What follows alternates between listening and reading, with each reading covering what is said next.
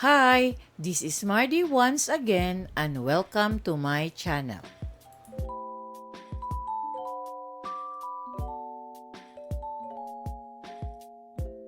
Our topic for today is all about one of the famous church in Ilocos Norte at ito ang St. William the Hermit Cathedral located in Laoag City.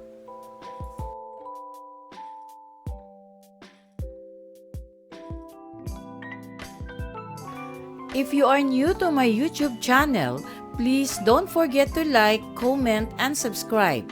At para updated kayo sa mga susunod kong videos, please click the bell notification below. At sana po, don't skip the ads and please watch until the end of my video. For those who will subscribe and make comment, pakilagay kung anong lugar o country kayo nakatira. I will greet you sa susunod kong video. Laoag Cathedral, canonically known as St. William's Cathedral, is a church in Laoag City, Ilocos Norte, Philippines. The current church was built in 1612 by Augustinian friars to replace a wooden chapel. It also serves as the seat or central church of the Roman Catholic Diocese of Laoag.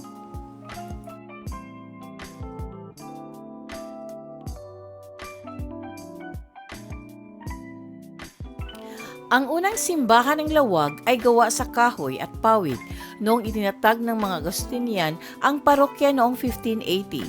Ang mga pundasyon ng kasalukuyang simbahan ay inilatag noong 1612. Nasira ito ng apoy noong 1843 at naibalik mula 1873 hanggang 1880 ng Obras Publicas sa ilalim ng Inhinyero Antonio de la Camara at Padre Santiago Muniz.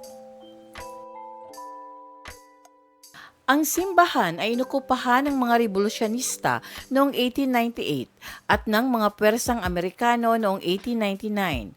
Ang pagmamay-ari ng simbahan ay tinutulan ng mga aglipayan mula sa Romano Katoliko kung saan nanalo ang simbahang Katoliko sa pagmamay-ari. Ang harapan ng simbahan ay inayos sa pamamagitan ng pagdaragdag ng lime plaster noong 1936.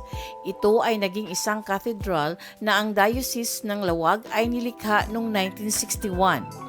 Ang simbahan ay muling inayos mula 1971 hanggang 1972.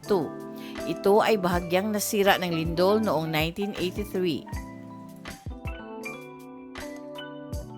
Ang simbahan ay kilala sa disenyo nitong Italian Renaissance. Mayroon din itong hindi pangkaraniwang dalawang palapag na harapan na sinusuportahan ng dalawang pares na mga haligi sa bawat gilid ng arch entrance. Ang tuktok ng fasad ay mayroong resist niche na nagpapakita ng imahe ng patron saint ng lungsod, si San Guillermo el Ermitaño.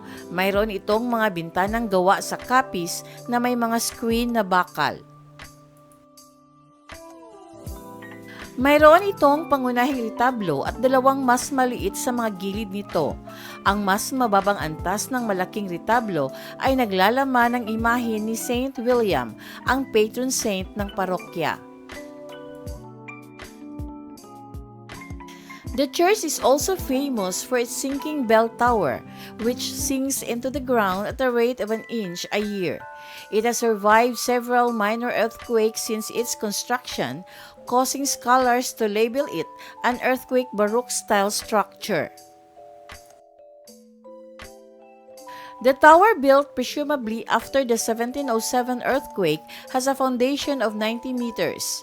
It is made of locally manufactured bricks joined by molasses and juice of sablot leaves mixed with lime and sand, and reinforced with 4 massive columns on each corner and a winding stairway leading to the belfry. It used to have a large clock on the tower's western face.